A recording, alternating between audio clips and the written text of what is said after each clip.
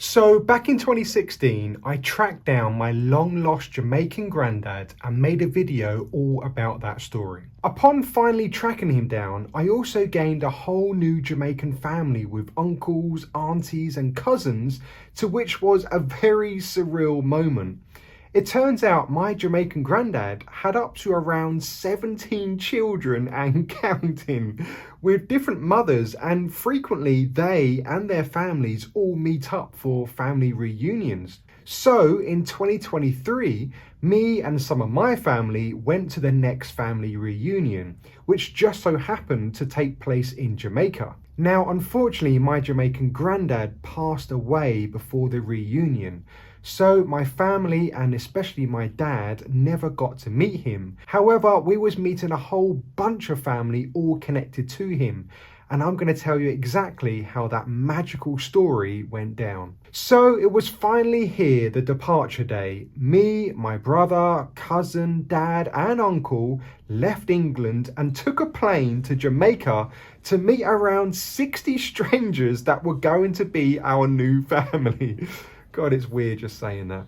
We landed and I was so excited, as I've always wanted to visit Jamaica and see where my roots come from. We grabbed a taxi and travelled to our hotel. Now, we was arriving a day before everyone else, so we had a whole day to breathe in the Jamaican culture, so to speak, and chill before the madness starts. We checked into our hotel, which was really nice, and made it to our room.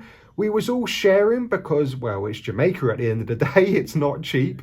Not long to rest as we made it to dinner, where there was just so much food to choose from. Then checked out the entertainment, where a lot of the music was reggae music. No surprises there.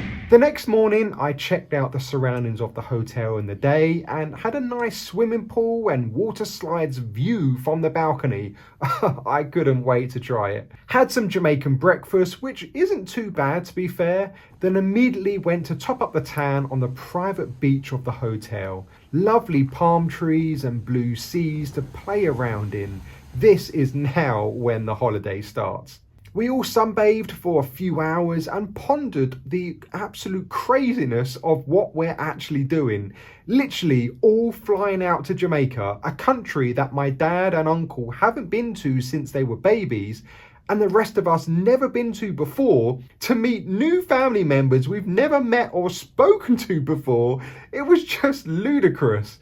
It was a bit nerve-wracking, but even more exciting. I just couldn't wait for the shenanigans to commence. But man, it was some crazy nice views though around us. Me likey Jamaica a lot. So obviously we had to try out the water slides, and man, they were such fun. It's just so handy having water slides at your own hotel.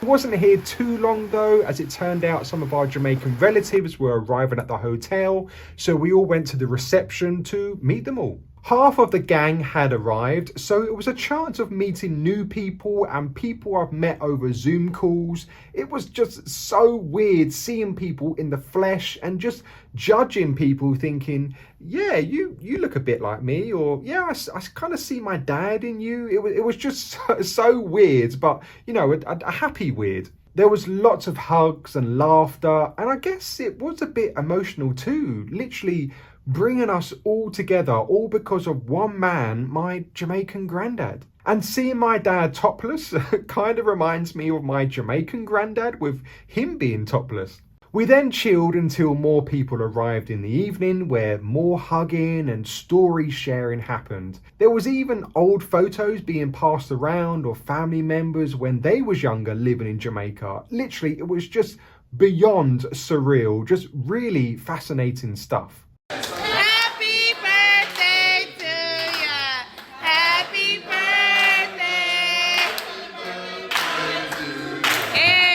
That evening we celebrated my dad's birthday, so that was a nice treat having it out there and with new family members. Then in the evening, it was more hotel entertainment.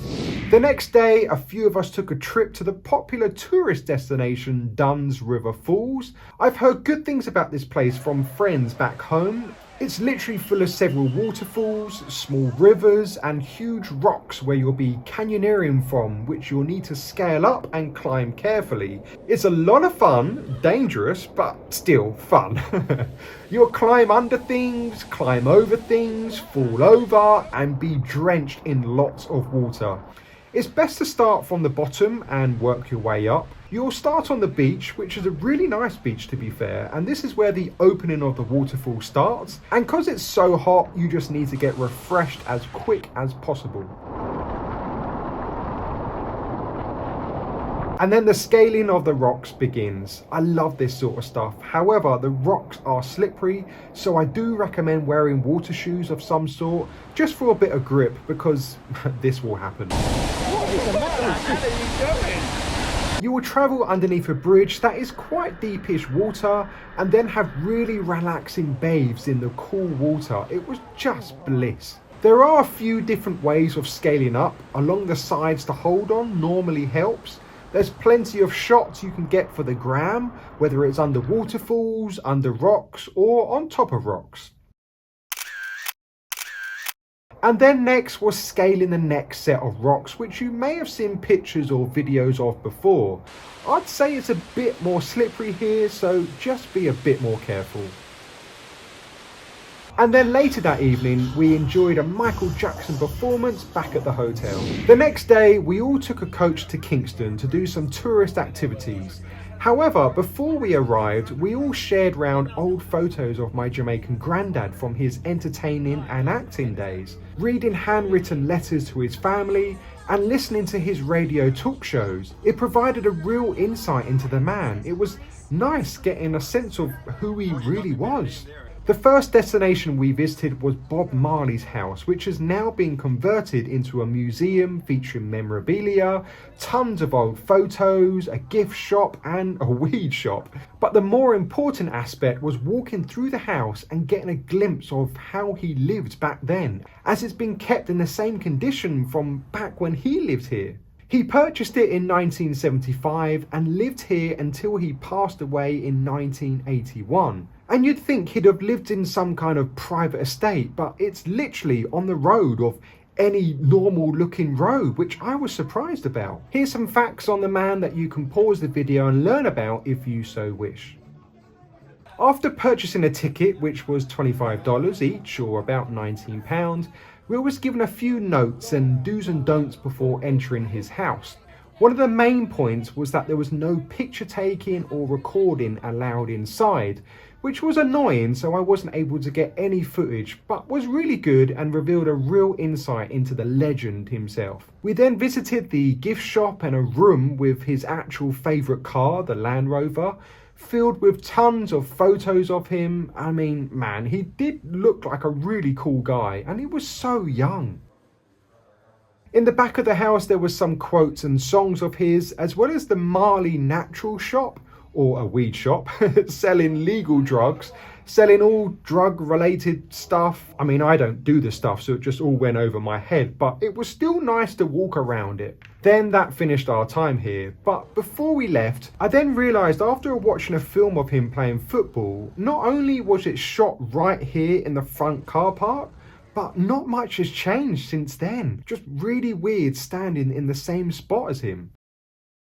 We then visited Devon House, a famous mansion in Jamaica owned by Jamaica's first millionaire, as well as entrepreneurs and the government. Never heard about it before, but it's known for making really nice ice cream here. But before that, we all had group photos done in front of the house.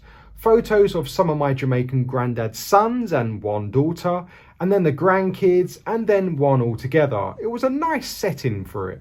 Round the back of the house there's a few different shops and restaurants, but the main attraction here is, like I mentioned, the famous Devon House ice cream. I'm not sure on the history of the place, but apparently this was voted as number 4 out of 10 on the top places to eat ice cream in the world.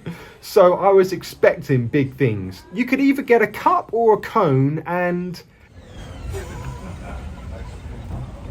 Nice, right? Cookies and cream.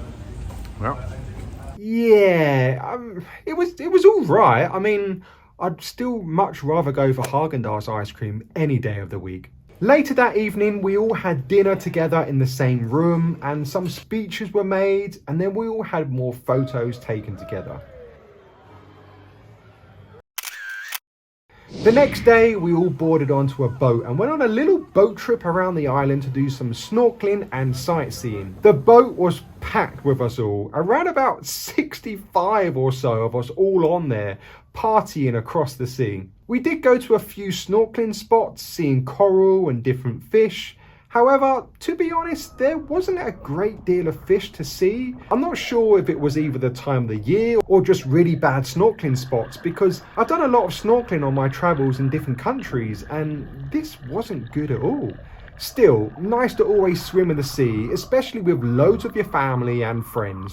I did see a few different water activities taking place in the water, from jet skis to paragliding to speedboats, but we never did any of them. I did, however, experience something for the first time though, witnessing firsthand just how much Jamaicans love to dance. Whatever the song was, they'd be up there shaking their booties and getting involved. It was a sight to see. I'm not really much of a dancer, so didn't get too involved, but enjoyed watching them do it all. I was just too occupied with flying the drone and getting footage of them all and the surrounding areas. It was nearly time to dock the boat and finish our boat trip. But before that, it was one last moment for yet another group photo, however this time with a cool cinematic drone shot on the sea. I'm really glad how it came out though. After the boat trip, we went from the sea to the hotel swimming pool as there was a foam party happening. There was so many people getting involved with the Jamaican music, the endless foam. It was just all round good vibes with good people. It was really fun. I just had to get involved for a bit of a splash and a dance. And then to end our day of water activities, we moved from the foam party swimming pool to the water slides, which was such a treat having at the hotel. I'm such a sucker for water slides and water parks. They're just such fun. There was 5 slides altogether. Some of the guys tried racing against each other too.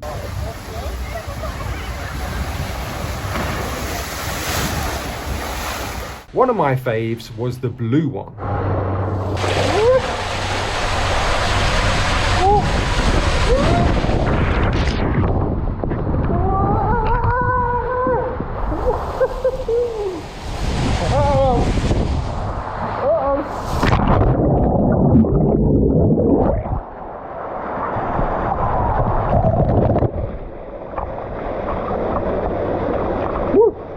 Now, can anyone comment down below this next video coming up?